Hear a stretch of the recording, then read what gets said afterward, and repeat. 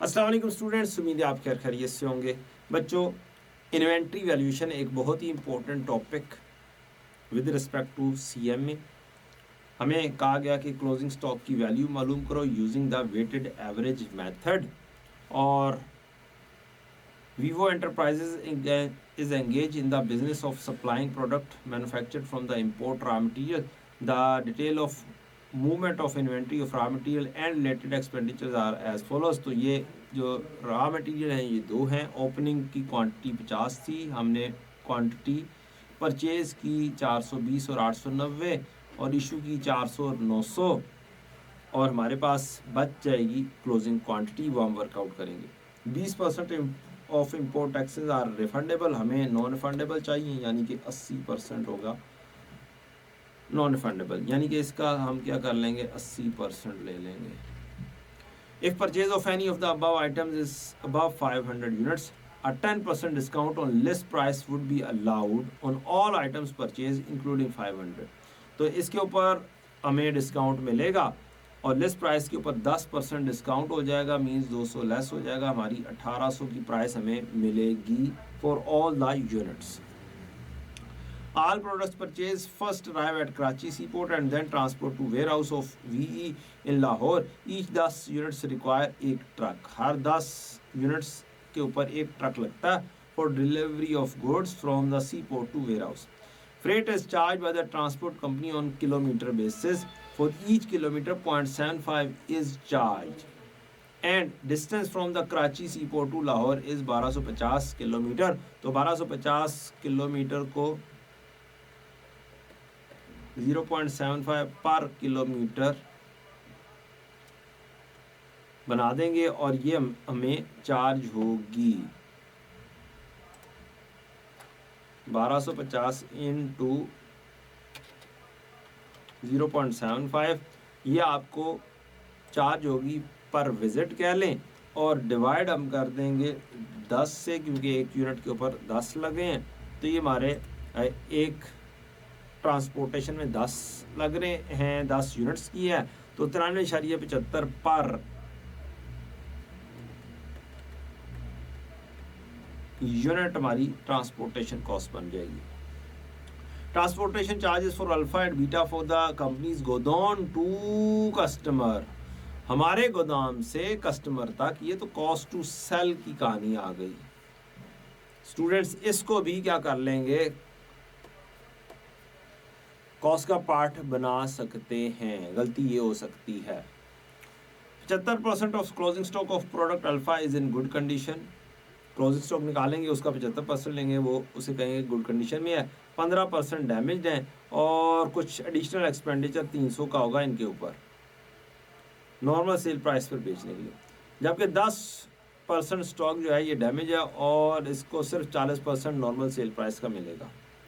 Normal sale price और alpha and beta 3000 और 2700 respectively है। ये क्वेश्चन के अंदर देने से रह गई थी।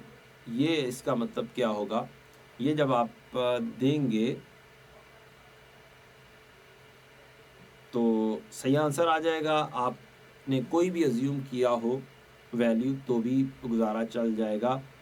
Just assumption near to the cost, cost से थोड़ा सा प्लस करके से 20% मार्कअप लगा के आप वैल्यू अज्यूम कर लें, 25% मार्कअप लगा के वैल्यू अज्यूम कर लें, तो वो आपने वैल्यू अज्यूम की होगी तो वो ज़्यादा अच्छी बात है। और फिर आपने लोअर ऑफ कॉस्ट और एनआरवी का कंपैरिजन कर दिया होगा तो बहुत ही अच्छी बात है। समहाउ अगर किसी स्टूडेंट ने सिर्फ उसकी कॉस्ट मुकम्मल बनाई है तो भी शायद गुजारा चल जाएगा, लेकिन मुकम्मल तौर पर नहीं चलेगा। अब यूनिट्स बनाएंगे, क्लोजिंग स्टॉक के यूनिट्स बनाएंगे, कॉस्ट पर यूनिट निकालेंगे, सेलिंग प्राइस पर यूनिट निकालेंगे, cost to sell and cost to complete लेंगे, एनआरवी आ जाएगी, एनआरवी और कॉस्ट का कंपैरिजन करेंगे, इन्वेंट्री की वैल्यू हो जाएगी। क्लोजिंग स्टॉक की क्वांटिटी, क्लोजिंग स्टॉक की क्वांटिटी आपकी निकलती है opening stock plus purchases minus closing stock करके, तो हमारे पास आराम से वैल्यू आके आ जाएगी इसकी। ओपनिंग स्टॉक है 50, परचेज 420 किया, इशू हमने 400 कर दिया, तो इसका मतलब है टोटल 70 की क्वांटिटी निकल आएगी। 70 ओपनिंग है, 890 ऐड होगा, 900 आउट होगा, तो 60 की क्वांटिटी यहाँ पर भी आ जाएगी क्लोजिंग स्टॉक की। ये 70 आ गई, ये 60 आ गई। आपने पहला जो क्वांटिटीज़ हैं वो लिख दी। अब हमने पढ़ा है गुड्स डैमेज और स्लाइटली डैमेज, तो हम क्या करेंगे, आसान चीज़ पहले करेंगे। यहाँ पर हमें पता था कि जी जो गुड्स 75% क्लोजिंग स्टॉक है, ये अल्फ़ा का अच्छी कंडीशन में है, तो हम 70 का 75% ले लेंगे, 52 आ गया। फिर हमें कहा गया कि जी स्लाइटली डैमेज है 15%, तो 70 का हम 15% लेंगे तो 11 आ जाएगा राउंड ऑफ करके पॉइंट्स के अंदर, और 70 का बाकी का 10% 7 आ गया। तो ये गुड्स स्लाइटली डैमेज और डैमेज्ड की बाइफरकेशन हो गई। हमारे पास 3 किस्म की क्वांटिटी आ गई और बीटा में कोई ऐसी चीज़ क्वेश्चन में नहीं दी गई। तो मैंने क्या किया, मैंने जस्ट इस क्वांटिटी को काम किया और इसको साइड पे कर दिया।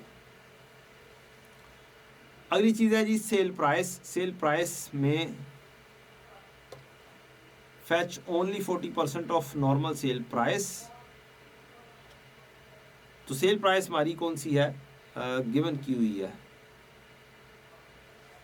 या मुझे अज्यूम करनी थी 3000 अल्फ़ा के लिए।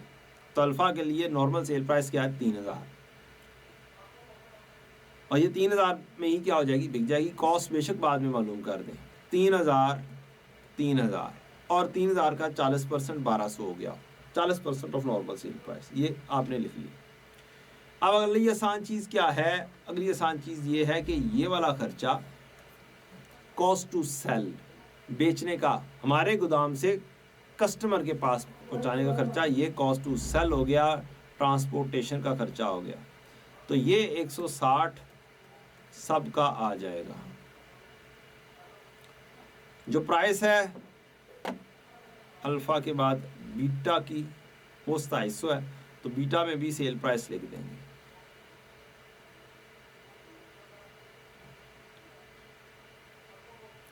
इसके अलावा एडिशनल एक्सपेंडिचर टू करेक्ट 300 है, ये वाले, ये जो 15% स्लाइटली डैमेज है उनके ऊपर खर्चा होना है बस। तो 300 का एडिशनल खर्चा, ये बाकी का खर्चा आ गया।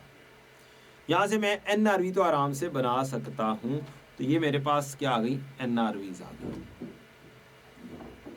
सेल प्राइस में से कॉस्ट टू सेल और कॉस्ट टू कंप्लीट करके ये हमने NRV की कैलकुलेशन कर दी। अब बात आती है कॉस्ट के ऊपर। कॉस्ट में हमारे पास परचेज लिस्ट प्राइस है, प्राइस पर यूनिट है, ये क्वांटिटी हम परचेज प्राइस निकाल लेंगे 1800 वाली वैल्यू लेकर, और इंपोर्ट टैक्सेस 80% ये हम ऐड अप कर देंगे।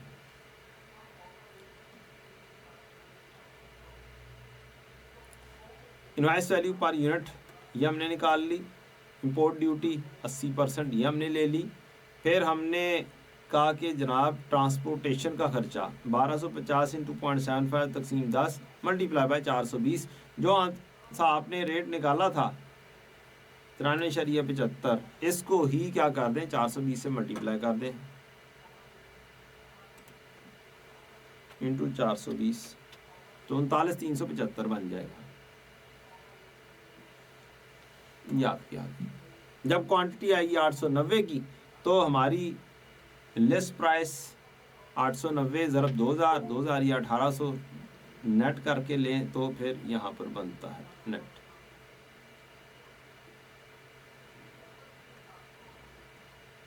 ये नेट हो गया। इंपोर्ट ड्यूटी जो 3 लाख है उसका 80%।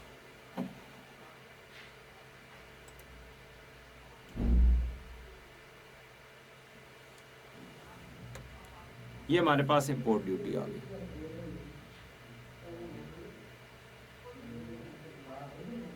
और जो 37 है उसको 890 से मल्टीप्लाई किया तो ये आ गया हमारे पास। ये दोनों कॉस्ट्स आ गई। अब हम पर यूनिट कॉस्ट की कहानी कर रहे हैं, तो 1187 को 420 से डिवाइड करेंगे तो पर यूनिट कॉस्ट आ जाएगी। 1925 को डिवाइड करेंगे 890 से तो उसकी कॉस्ट आ जाएगी।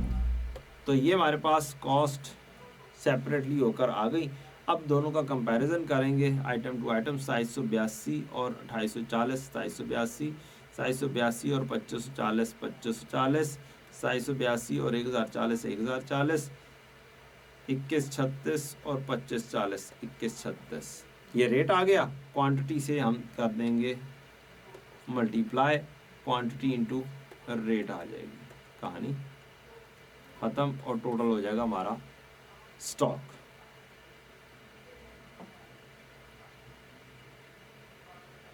तो सेल प्राइस क्वेश्चन में मिसिंग थी, वो हमने अज्यूम कर ली।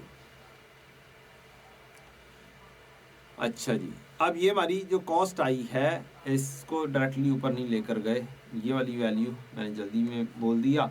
ये वाली वैल्यू क्या होगी, हमने एवरेज का फार्मूला लिखना है, average rate opening stock plus purchases divide by opening stock की क्वांटिटी प्लस परचेज की क्वांटिटी। तो हमारे पास ओपनिंग स्टॉक की वैल्यूज़ भी हैं और क्वांटिटीज़ भी हैं।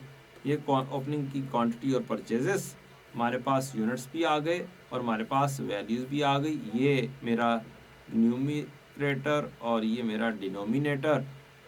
न्यूमरेटर डिवाइड बाय डिनोमिनेटर करेंगे तो मेरे पास ये वाले जो रेट्स आए हैं ये वाले मैं अप्लाई कर रहा हूँ यहाँ पर।